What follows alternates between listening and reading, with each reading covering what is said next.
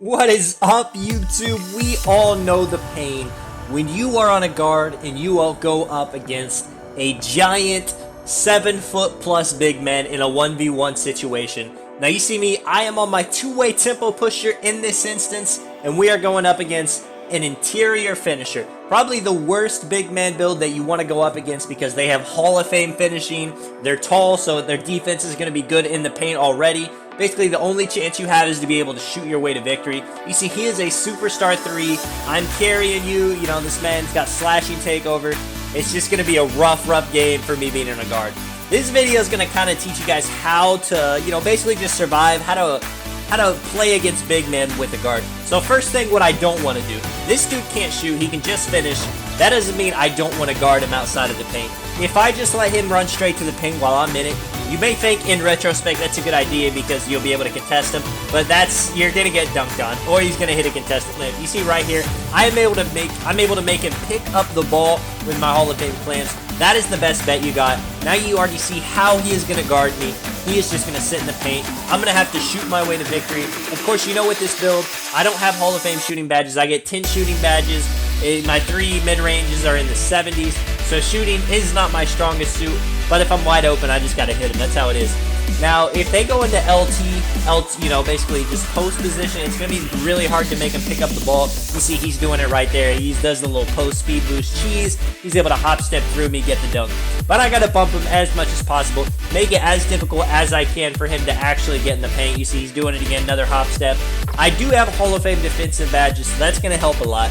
If you're just a small guard with small wingspan with low interior defense and your defensive badges are pretty bad, that's going to be really tough to get a stop. He hits a layup right there. That should have been another stop I got because I made him pick up the ball, but it's not. 8-2, it's not looking too good. I do have Hall of Fame defensive badges like I was saying, so if you're a guard, this is basically the spot you want to be in. I'm there to contest it. He's just a very 24%. That could have went in, to be honest, but it doesn't. He's playing a little bit back. I did hit one shot, so he knows I can shoot a little bit. So he's actually coming out a little bit of the paint, and that's going to help tons basically for me. You see, he gets a 24% contest, could have missed. I'm able to get past him, go to the paint that time. 6. That is the benefits of proving someone that you can actually shoot the ball and you're not just relying on one thing. So you see here, he's playing up. He doesn't want to give me the shot. He doesn't want to let me drive, but I have the speed advantage. That is the one thing. Being a guard against a big man, you have to be able to use. There's one thing about having speed, but if you can't use the speed to really, just destroy somebody, then there's no point in being small and having the extra speed.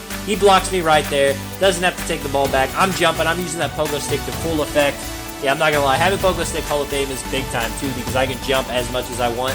You see here, he tries to do a little hezzy speed boost thing. Gets clamped. Has to pick up the ball.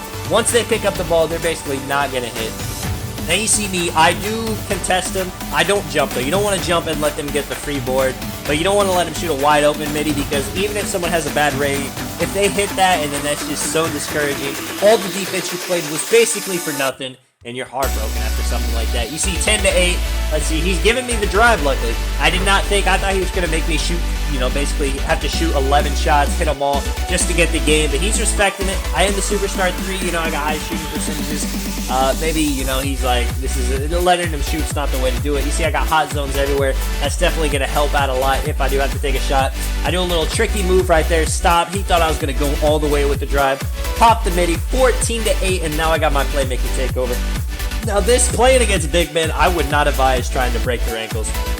This is not the time. I can use the playmaking badge, though. It gives me boosts to my shooting, my dunking, my speed, all that stuff, so I got to shoot. You see right here, I tried to take the reverse layup, reverse dunk. It makes me pull up. Mistakes like that can really hurt and could basically, that could cost me the game. You see here, he dunks on me, contact dunk. That is what I get for making a mistake on offense. Now he has the slashing takeover. Now, if, basically, I need to stop him before he gets to the paint. Because no matter how well I can test him with slashing takeover, a lot of the time it's going to go in. You see right there, it does it because it's a late and it's a 90% contest. I really get lucky right there. He's clamping me a little bit. I have to throw up a terrible shot. Now I just gave somebody with slashing takeover the ball twice. At this point, there's not a lot of hope. Now, luckily, he's 5 for 9. I've been getting stops. I have playmaking takeover, if that means anything, so my defense is a little bit higher. Let me see if I can get one more stop and win this game. He's able to blow past me right there, 12-14. I'm really, this is, and if you guys definitely take notes if you're ever trying to play big men, this is really pretty much the best defense you could do. Other stuff I could be doing, I could be trying to pull the chair on him, but pulling the chair does not work every time, so I don't like to rely on that, especially like at this point in the game where he's got, you know, 16 points. If I mess up on a pull a chair or two, then he's got 20. And yeah, I don't want to give him the potential to make that last shot.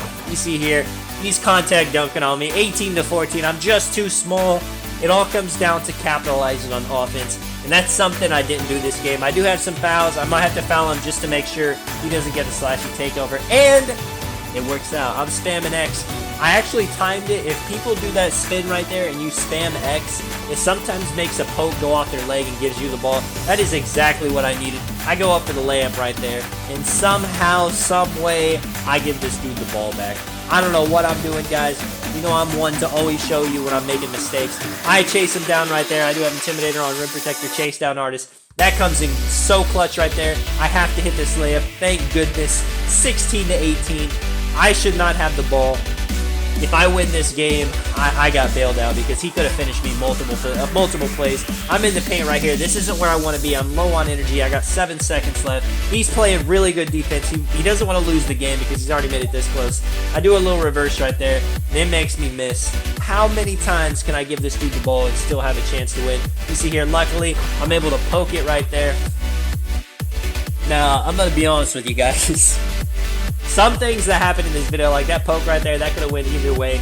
But if 18 to 18, you know, he had 18 points. I had to go for something. You see, I'm able to cook up, get a mid-range right there. I had to go for something. I had to be a little bit, you know, resourceful. If you guys have fouls and it's almost game over, you got to try something. You got to spam that X. You got to try to get a stop because you're not going to get a stop the old-fashioned way, just playing hands-up defense in the paint for sure.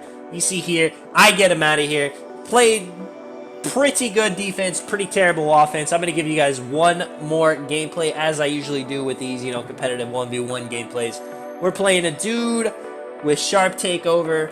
It should be a lot easier than playing against somebody with slashing takeover and they're 7 feet tall. I'm looking forward to that. I'm actually going to be able to play some defense. He is an offensive threat point guard. Like I said, this is the most common build in the game. Hall of Fame shooting, Hall of Fame playmaking. I can lock that up easy. Now, a lot of people make the mistake of making this build. I mean, is it a mistake for making it with no finishing, with all defense?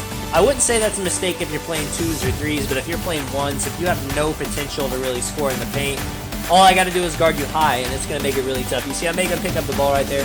He's actually waiting, being a little bit smart with the ball. Takes a bad shot right there because he has to. There's no dribble or anything. 0 to 0. The best part about playing against a build like this is the defense is going to be so easy. I have so many options on offense. He's a lot smaller than me. Really, I could bully him. I'm going to be honest. I could go into the paint if I want and post fade him, post step him, drop step him, post hook, any of that stuff. You see here, I hit a hop step, a little bit contested. It says 5%, but of course that is going in 90% of the time. Hitting him with a little hesitation, step back right there. Yes, this video is about interior finishers. Like I said, basically everything I did in that video, I played horrible offense. I was really lucky to come up with a win, but my defense was pretty decent. If you're, if they're not going into LT and protecting the ball, then you can really take advantage of your clamps, make them pick up the ball 4 or 5 times. If they're holding LT and you can't do that, best chance is, they're going to back you down. If they hit back down Punisher, it doesn't matter if you have post move lockdown. It doesn't matter how high your strength is. They will get you in the paint. You see this dude made a mistake, so now he's flopping. They will get you in the paint, so you just got to be smart. If they're doing hook shots, post fades, you got to try your absolute best to time it perfectly so you can get a block. If you just get a good contest, a decent contest, 20%, 30%, it's probably going to go in, and it's just not going to be enough. If they're just doing those weird layups or just, forcing up shots, basically, like I said, you got to jump for it. I know, basketball, you should always stay on your feet, just go for the hands-up contest. But NBA 2K20, this is not the game to do it. That's why a lot of people love Pogo Stick, especially on the 1s and 2s. It's not the greatest thing for 3s. You see here, I early lay a shot right there. The lag was getting a little bit bad. But that's why Pogo Stick is so big on the 2s court, on the 3s court. You need to have multiple jumps, especially, it's kind of a mind game for them because they see you jump, they're like, I pump faked them, now I gotta go up, and you end up getting a test, or even worse, a block.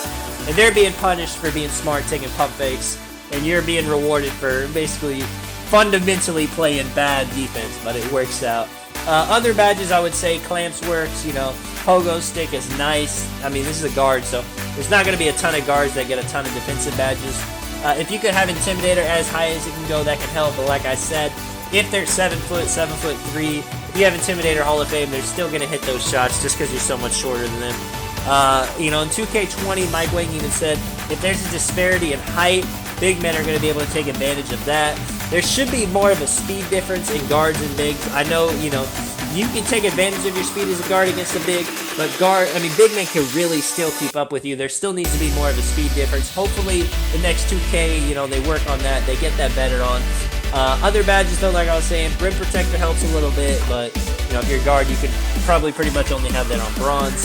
Post move lockdown, moving truck. As a guard, there's not really any reason to have that. If you have, you know, 30 badges, if you're like a pure lock or something, then, you know, definitely try it out, put it on, see if it does anything, but I think they're still going to be able to back you down. Yeah, man, that's pretty much it. You gotta, you know, just pray that you get some lucky stops. It's gonna come down to if a post scorer really knows what they're doing and you're going up against them. The most stops you're gonna get, one stop is all you can expect. You gotta capitalize on offense. This dude is giving up at this point, 2-20. GG to you, my man. I don't know what he messaged me, but yeah, GG to you, man, if you're watching this video. But yeah, you'll get one stop. Maybe if you're lucky, you'll get a lucky poke, a lucky block. He'll miss an easy layup, and you'll get a second time. But you just got to capitalize, not like I did in that first game. Let me know if you guys enjoyed the video, if you enjoyed the tips. This is Tonic. I'll catch you guys in the next one. I'm out. Peace.